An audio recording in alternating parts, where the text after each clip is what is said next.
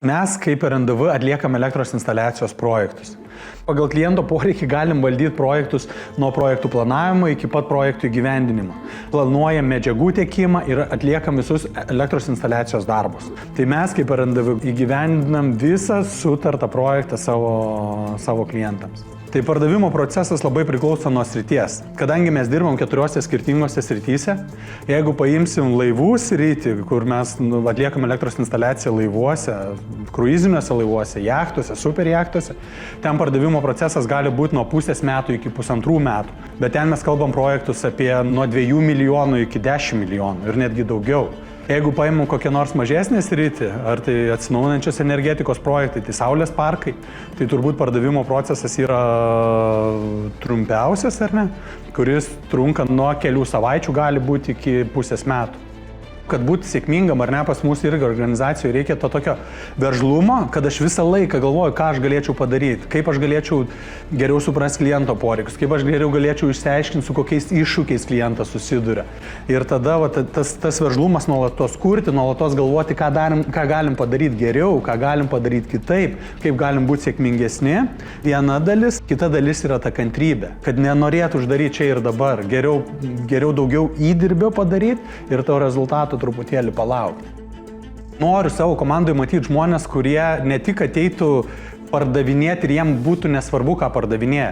Man iš tikrųjų svarbu matyti ir tokius žmonės, kuriem patinka projektai, kuriuos mes parduodam. Ir manau, kiekvienas pardavėjas gali rasti prasmę. Mūsų paskutinis sandoris yra didžiausias pasaulyje burlaivis. Ir kaip pardavėjas ar visa gamybos komanda žino, kad prie jo prisidėjo, tikrai matosi, netgi kalbant su žmonėm, kad yra toks pasididžiavimo jausmas. Kita mūsų sritis elektros instaliacija statybų sektoriui. Tai statybų sektoriui dabar fokusuojamės daugiau į duomenų centrus ir pramoninės gamyklas. Tai šiuo metu turime netgi keletą komandų dirbančiose giga gamyklose, kurios gamina baterijas elektromobiliam, lygiai taip pat ir su tais saulės parkais. Ten jau kalbėdavom apie 2-5 MW projektus, tai šiais metais mes jau kalbam apie 40-60 MW projektus. Tai iš tikrųjų mega saulės parkai. Kita vertus darom tikrai sudėtingus projektus, kurie pareikalauja ir gero planavimo, ir gero organizuotumo, ir didelių kompetencijų gamyboje, ir didelių kompetencijų pardavimuose. Todėl iš tikrųjų kiekvienas tas projektas yra didelis komandinis darbas. Pardavimo vadybininkas, kai jisai gauna pirmą galimybę, ar tai paruošti pirmą pasiūlymą, ar tai padaryti pirmą pristatymą, visada turi galimybę įsitraukti kitus įmonėje esančius resursus.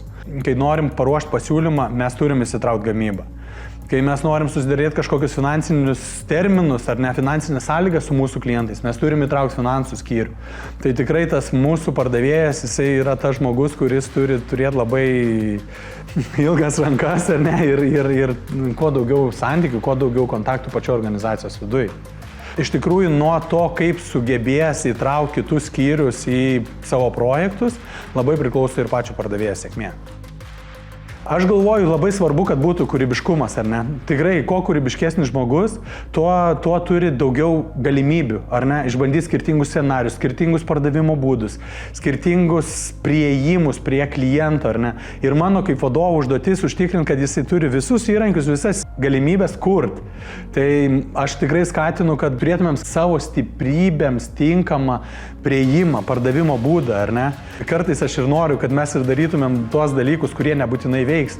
Ir mes neturim ieškoti to vieno auksinio raktelio, kuris atidarys skirtingas duris. Sėkmingi pardavėjai yra ne tie, kurie gali nueiti padaryti pristatymą, bet tie, kurie nebijo užsidėti darbo rūbus, užsidėti saugius batus, nueiti į objektą, pasižiūrėti, kaip dirba mūsų gamyba, pasižiūrėti, kom gyvena mūsų kliento komanda, kurie dirba objekte, jų paklausinėti, kaip jie gyvena, kaip jiems sekasi ir su kokiamis problemomis susiduria. Nes kai tu eini, kai tu bendrauji su žmonėm, tu susirenki reikalingą informaciją.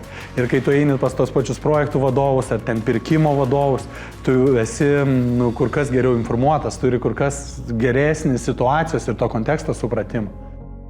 Bet lygiai taip pat, kai mes rašom pirmąjį elektroninį laišką, kai turim pirmąjį skambutį, norisi, kad tikrai visur būtų profesionalumas. Nes iš tikrųjų tas visas profesionalumas žodis susideda dažniausiai iš smulkmenų, ar ne? Iš smulkmenų, kaip mes atliekam savo mažas užduotis kiekvieną dieną darbe. Būsimam pardavimų vadybininkui turi patikti statybos, turi patikti inžineriniai dalykai, tai yra elektros instaliacija mūsų atveju, turi nebijot nuvažiuoti į mūsų vykdomus projektus ar ne, kad suprast, kokie projektai, kokie apimtimi gyvendinami ir su kokiais lūkesčiais ir su kokiais iššūkiais susiduria mūsų klientai. Parašyk man, papasakosiu plačiau, ką mes darom, kokius projektus įgyvendinam, kokie būna standartiniai projektai, kuom jie ypatingi, kuom jie įdomus. Tikrai nuoširdžiai padarysiu pristatymą, papasakosiu daugiau, leisiu tau geriau susipažinti su RNDV virtuvė ir geriau suprasti, apie ką yra pardavimo profesionalo darbas mūsų organizacijai. Darbas tikrai įdomus, jeigu tau patinka statybos, jeigu tau patinka dideli kompleksiški projektai, į kuriuos reikia įtraukti tikrai didelę komandą, kad būtum sėkmingas, tikrai kviečiu ateiti ir plačiau pakalbėti su manim.